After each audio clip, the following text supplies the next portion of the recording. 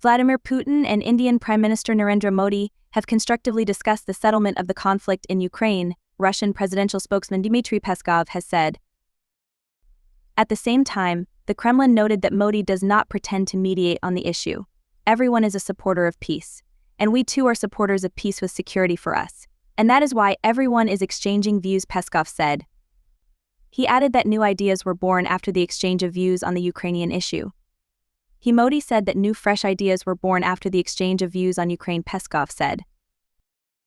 At the same time, Indian First Deputy Foreign Minister Vinay Quatra said at a briefing with reporters that the two sides discussed the development of joint production in the defense sector during the meeting.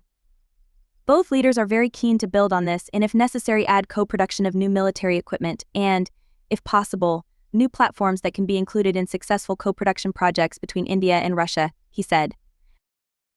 Modi arrived in Moscow for a two-day visit on July 8. As the Kremlin press service reported, Putin said during his talks with Modi that relations between Russia and India now have the character of a special privileged strategic partnership. According to the Russian president, the main focus of the countries is on the development of trade and economic ties. In particular, Putin noted that in 2023, trade turnover between Russia and India increased by 66%, and in the first quarter of 2024 by another 20%. Earlier, on July 5, Putin held face-to-face talks with Hungarian Prime Minister Viktor Orbán in Moscow. Following the meeting, Orbán said that the positions of Kiev and Moscow in the issue of ending the conflict are far from each other.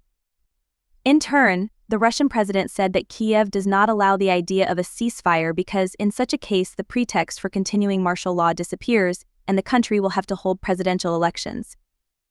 At the same time, Putin said, Russia is in favor of a complete end to the conflict in Ukraine on the terms voiced by Moscow, and not just a ceasefire or a pause. In particular, this requires the withdrawal of all Ukrainian troops from the Donetsk, Luhansk, Zaporizhzhia and Kherson regions.